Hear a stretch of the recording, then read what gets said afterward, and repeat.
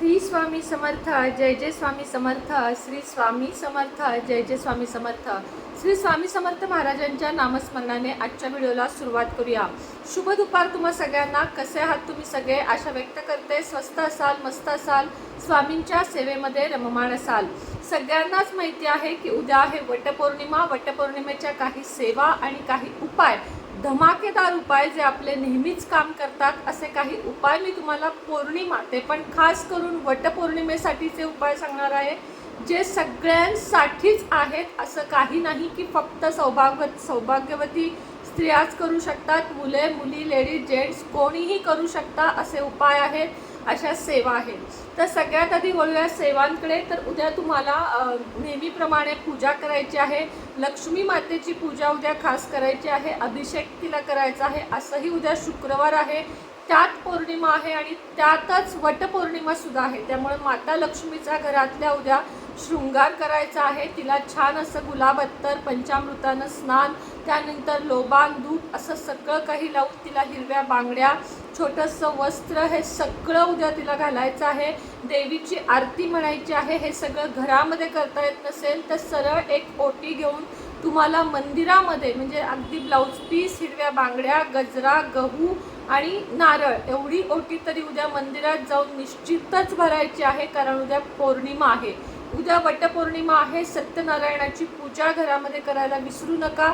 घर भाड्याचं असू दे, स्वतःचं असू दे, 21 पौर्णिमा तुम्ही जर सत्यनारायणाचे व्रत कराल घरामध्ये साध्या पद्धतीनं, गुरुजी वगैरे न बोलवता आपल्या केंद्रातल्या पद्धतीनं, जसं की केंद्रामध्ये गेलात तर सत्यनारायण पूजेचे व्रताचे एक तुम्हाला ग्रंथ मिळतो आणि त्या ग्रंथातून तुम्हाला सगळी माहिती दिली आहे की किती साध्या पद्धतीने फक्त एक चौरंग, आंब्याचे डहाळे, पांढरा ब्लाऊज पीस, तांब्याचं तामण, 1.25 किलो गहू, आपला बाळकृष्ण, तुळस आणि छोटासा वाटीभर प्रसादाचा शिरा आणि हे ग्रंथ, एवढंच असलं तरी पूजा छान अशी होते। आणि अर्ध्या ते पाऊण तासात स्वतः स्त्रियांनी ही पूजा करायची आहे, घरातल्या कुलस्त्रीनं ही पूजा करायची आहे। उद्याचा मुहूर्त खूप चांगला आहे। उद्याच्या दिवशीपासून तुम्ही या सत्यनारायणाच्या पूजेच्या व्रताला सुरुवात करू शकता।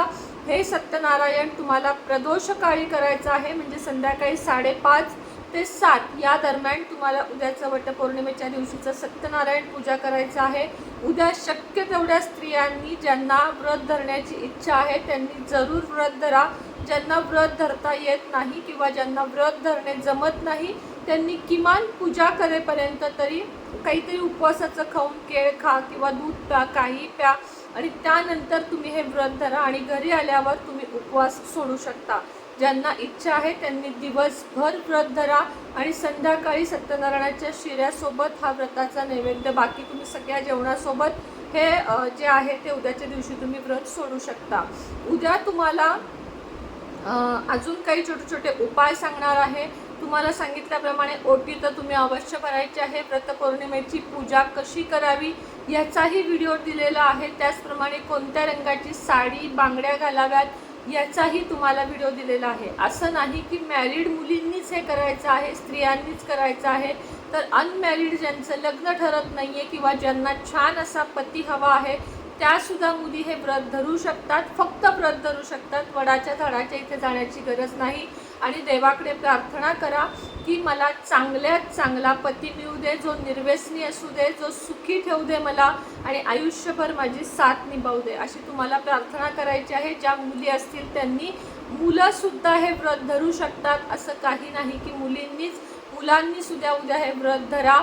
तुळशीला पाणी घाला, हळद घाला थोडंसं पाण्यामध्ये, तुळशीला मुलींनी पाणी घाला। उद्यापासून 41 दिवस व्रत, हे तुम्हाला व्रतच म्हणते, उद्यापासून 41 दिवस जो मुलगा किंवा जी मुलगी पाण्यामध्ये हळद घालून तुळशीला अर्पण करेल रविवार सोडून, त्यांचं लग्न तेवढ्या दिवसातच ठरेल। कितीही अवघड परिस्थिती असू दे किंवा कितीही पत्रिकेत दोष असू दे, तुम्हाला चालून स्थळं येतील आणि तुम्हाला लग्नासाठी हा जालीम उपाय आहे। उद्यापासून सुरुवात करा। त्याचप्रमाणे तुम्हाला ज्या घरामध्ये खूप आजारपण आहे, ज्या घरामध्ये आरोग्याच्या तक्रारी आहेत, औषधाला पैसा जास्त चालला आहे की बाबा आम्ही कमवतो 10,000 आणि औषधालाच आमचे 5-6 हजार जातात, असे काही कुटुंब आहेत, असे मला मेल्स येत असतात, कमेंट्स येत असतात, त्या सगळ्यांसाठीचा उपाय आहे की 7 बुंदीचे लाडू तुम्हाला आणायचे आहेत. 7 बुंदीचे लाडू संपूर्ण काळ्या गाईला, म्हणजे जिच्यावर एकही पांढरा डाग नाही, एकदम काळी गाय ज्याला मिळेल, ज्याला माहिती आहे की इथं आहे, त्यांनीच तो उपाय करा. काळ्या गाईला हे लाडू खायला घालायचे आहेत. तुमच्या घरातले आजारपण 21 दिवसांच्या आत मिटेल. सोबत औषधही चालू ठेवायची आहेत. डॉक्टरांवरचा विश्वास कमी करायचा नाही आहे. उपायांसोबत डॉक्टरी इलाजसुद्धा तितकेच महत्त्वाचे आहेत. तर 7 बुंदीचे लाडू तुम्ही काळ्या गाईला घालायचे आहेत. वासरू पण चालेल आणि गायही चालेल. एवढीच अट आहे की त्याच्यावर कुठेही पांढरा डाग नको आहे, संपूर्ण काळी गाय हवी आहे, तरच हा उपाय काम करणार आहे. पुढचा उपाय तुम्हाला सांगणार आहे की पैसा, संपत्ती, धन अट्रॅक्शन किंवा कर्ज झालं आहे, कुठलीही इच्छा आहे ती पूर्णच होत नाही आहे. खूप काही प्रयत्न करत आहात, अगदी तुम्ही घाम गाळेपर्यंत कष्ट करत आहात, दिवस रात्र त्या कामाच्या मागं लागलेले आहात, तरीही तुमचं काम पूर्ण होत नाही. अशांसाठी तुम्हाला काय करायचं आहे, तर जे तृतीयपंथी लोक असतात, सगळ्यांना माहिती आहे तृतीयपंथी लोक म्हणजे कोणती, थर्ड जेंडरची लोक आहेत, त्यांना काही सामान तुम्हाला द्यायचे आहे. उद्या सकाळी आंघोळ करून, डोक्यावरून आंघोळ करून मग हे सामान आणायचं आहे आणि त्या लोकांना हे द्यायचं आहे. उद्याच द्यायचं आहे, फक्त उद्याचाच हा उपाय आहे. नशीबवान लोकांना करायला मिळेल किंवा त्या लोकांची कॉलनी तुम्हाला माहीत असेल तर तिथं जाऊन त्यांना हे दिलं तरी चालेल. वस्तू काय काय आहेत, तर हिरव्या बांगड्या आहेत, हिरवा रुमाल आहे किंवा हिरवा ब्लाऊज पीस आहे, हिरव्या रंगाच्या टिकल्या आहेत, हिरवे मूग 1.25 किलो अख्खे मूग, मेहंदीचा कोन किंवा हिरव्या मेहंदीचं पाकिट, त्याचप्रमाणे हिरवी साडी जमत असेल तुम्हाला तर हिरवी भाजी, हिरवे वेलदोडे, असं सामान एकत्र करून तुम्हाला हे सगळं तृतीयपंथी लोकांना एका लोकांना एका व्यक्तीला तरी द्यायचं आहे. तुमची ऐपत असेल तर 5 जणांना दिलं तरी चालेल, नसेल तर एकाच व्यक्तीला दिलं तरी चालेल. साडीची अट नाही, दिलं तर उत्तम, नाही तर ब्लाऊज पीस दिलं तरी चालेल. मात्र बाकीचे सांगितलेले जास्तीत जास्त सामान म्हणजे 5-6 वस्तू सांगितल्या, त्यातल्या सगळ्या वस्तू तुम्हाला उद्या सकाळी खरेदी करून उद्याच्या दिवसातच त्या लोकांना द्यायचं आहे. त्यांच्याकडून आशीर्वाद घेऊन, त्यांना काही रक्कम देऊन, त्यांच्याकडून 1 रुपयाचा सिक्का मनानं त्यांनी दिला तर उत्तम, अन्यथा मागून घ्या आणि तो सिक्का तुमच्याकडे एका हिरव्या कपड्यामध्ये किंवा एका पोटलीमध्ये बांधून कायमस्वरूपी पर्समध्ये ठेवा. तुमच्याकडच्या पैशाला कधीच कमी पडणार नाही आणि तुमची भरभराट होण्यास सुद्धा कमी पडणार नाही. आता काही लोकांचं कमेंट येतात की ती लोक चिडवतात, त्रास देतात, तर असं नाही आहे. त्यातली सगळीच लोक असे असतात असं नाही. एखादं मिळू शकतं तुम्हाला, तसे ती व्यक्ती तसे असू शकतात, पण जवळजवळ मी तर अनुभवलेले 99% लोक मला चांगलेच, आत्तापर्यंत ज्यांनी मला चांगलंच ट्रीट केलं आहे, त्यांना काही वस्तू दिल्यावर त्यांनी आनंदानं घेतली आहे. कधीही आजपर्यंत मला त्या लोकांनी बददुआ दिलेला नाही आहे आणि खरं तर त्या लोकांचा बददुआ कधी घेऊ पण नये.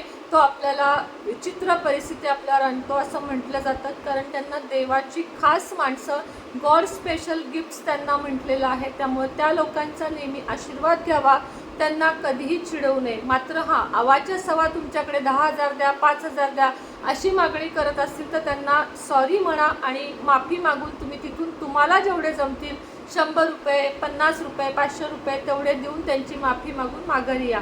कुणालाही विनाकारण 5-5, 10-10 हजार देण्याची गरज नाही. तुमच्या घरामध्ये जर काही बाळ वगैरे झालं असेल, तुमची तशी परिस्थिती असेल, ती लोक तिथं खरोखर तशा कार्यक्रमाला आले असतील आणि तुमची परिस्थिती असेल, तुमची इच्छा असेल तर तुम्ही देऊ शकता. जबरदस्तीनं कोणालाही काही आपल्याला द्यायचं नाही आहे. तिसरा उपाय अजून एक लग्न जमण्यासाठीचाच सांगत आहे. तुम्हाला उद्या काय करायचं आहे, एक सुनसान जागा जिथं कुणीही नाही, एखाद्या झाडाखाली काळी सुरम्याची पावडर मिळते बघा, दुकानात इझिली तुम्हाला मिळेल.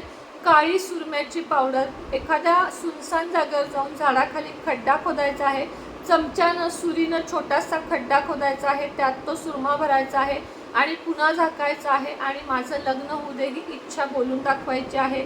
अगदी लवकरात लवकर तुमचं लग्न ठरेल. तुम्हाला आज मी 2 लग्नाचे आणि 1 प्रगती होण्याचे असे छान 3 उपाय दिलेले आहेत. तर हे तिन्ही उपाय अवश्य करा, खूप सोपे आहेत. सेवा पण दिलेल्या आहेत पौर्णिमेच्या, त्या नक्की करा. अशाने तुमच्या आयुष्यामध्ये तुमच्या घरामध्ये भरपूर प्रगती होण्यास मदत होईल. स्वामींचरणी हीच प्रार्थना करते की सगळे सुख समृद्धी सगळ्यांच्या घरात येऊ दे. कोणाच्याही घरात कधी कुणी उपाशी झोपू नये ही स्वामींचरणी प्रार्थना करते आणि आजचा व्हिडिओ इथंच थांबवते. पुन्हा भेटू संध्याकाळच्या व्हिडिओमध्ये. तोपर्यंत तुम्हा सर्वांना श्री स्वामी समर्थ, जय जय स्वामी समर्थ. श्री स्वामी समर्थ, जय जय स्वामी समर्थ.